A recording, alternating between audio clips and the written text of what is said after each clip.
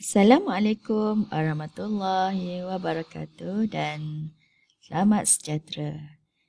Alhamdulillah kita bertemu kembali bersama Cikgu Salbiah di dalam mata pelajaran sejarah tahun 6.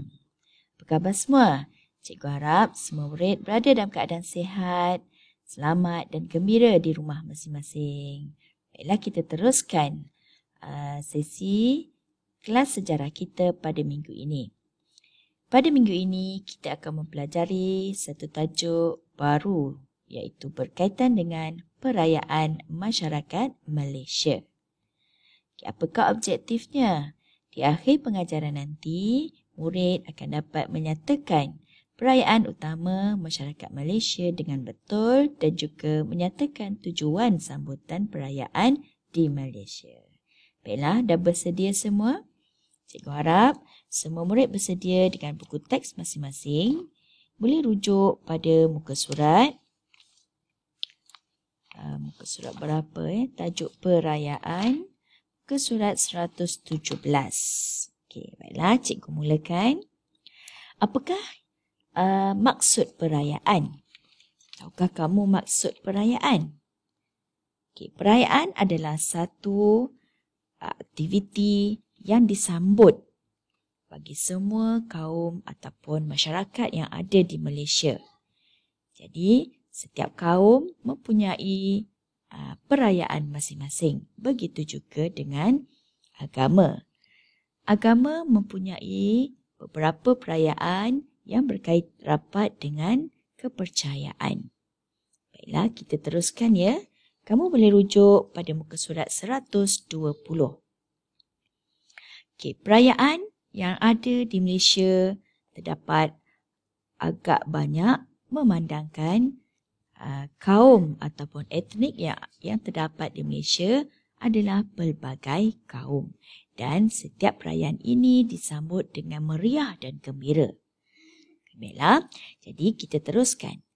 Apakah perayaan utama yang ada di Malaysia? Yang pertama adalah Hari Raya Aidilfitri. Okay, Hari Raya Aidilfitri disambut oleh orang-orang ataupun masyarakat yang beragama Islam. Dan ianya disambut selepas sebulan berpuasa pada bulan Ramadan.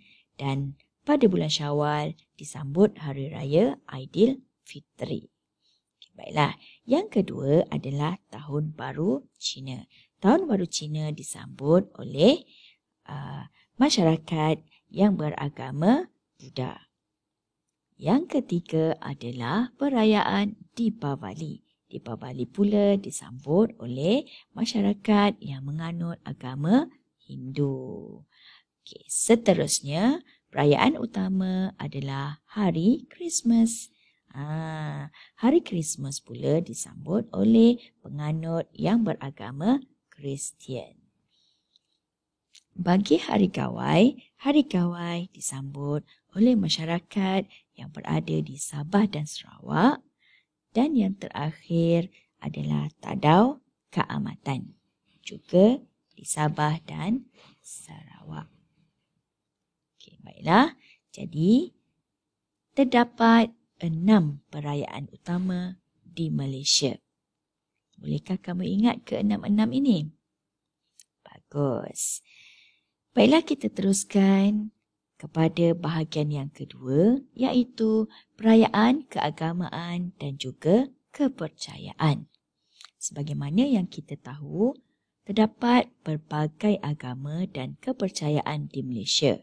Maka terdapatlah pelbagai perayaan yang melibatkan keagamaan dan juga kepercayaan. Kita lihat yang pertama.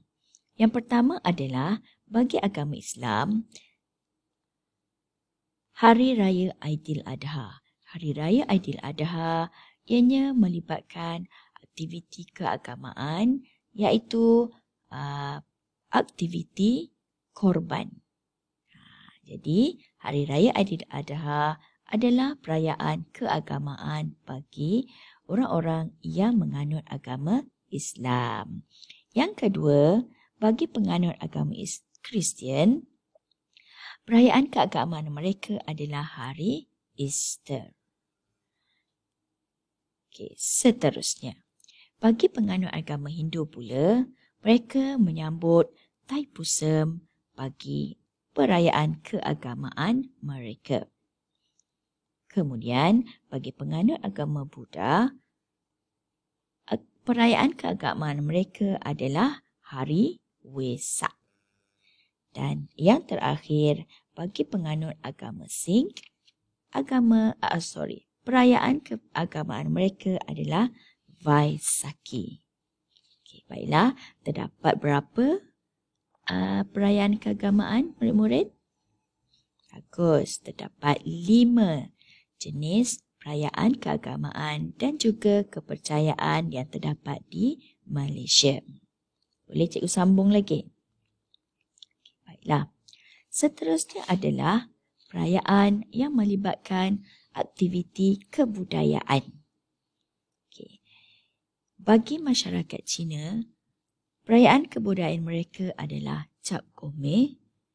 Masyarakat India, perayaannya Pongal. Masyarakat Siam, Loy Krathong. Masyarakat Portugis di Melaka, San Pedro. Dan masyarakat kaum asal ataupun orang asli adalah Jis Pai, iaitu Tahun Baru. Jadi unik kan? Perayaan-perayaan yang ada di Malaysia. Okay. Jom kita buat kerja sekolah. Jadi apakah tugasan yang perlu kamu buat? Okay, kamu diminta untuk menjawab soalan ujian kefahaman. Terdapat 2 cikgu sediakan. Nanti cikgu akan berikan link ni di dalam kelas ataupun kamu boleh rujuk di dalam Google Classroom masing-masing. Yang kedua, tugasan yang perlu kamu buat adalah seperti biasa, hasilkan nota yang berkaitan dengan perayaan tadi. Di dalam buku nota, buat kemas-kemas dan hias secara kreatif. Boleh ya? Bagus. Baiklah, cikgu rasa itu sahaja huraian berkaitan dengan tajuk kita hari ini, iaitu perayaan yang ada di Malaysia yang disambut oleh masyarakat yang pelbagai kaum di Malaysia. Jadi sehingga berjumpa lagi, cikgu ucapkan terima kasih dan jumpa lagi. Assalamualaikum warahmatullahi wabarakatuh. Bye-bye.